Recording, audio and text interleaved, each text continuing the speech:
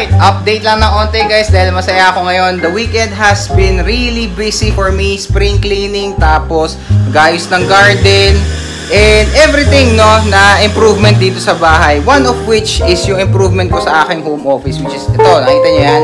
Katabi ko na ngayon yung router. Yung router na yan kasi ay extra dun sa aming dating resident na umalis na. So, ito naman ay pinaalam ko na lang, no? Ngayon, dahil hindi na nila ginagamit at yun nga, umalis na nga sila. So, kinuha ko na lang.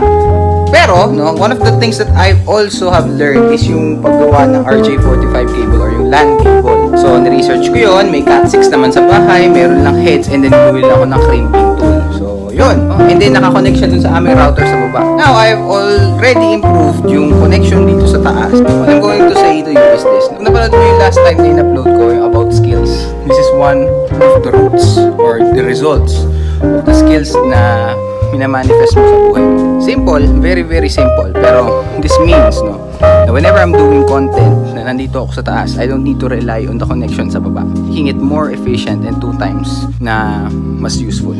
Ingat.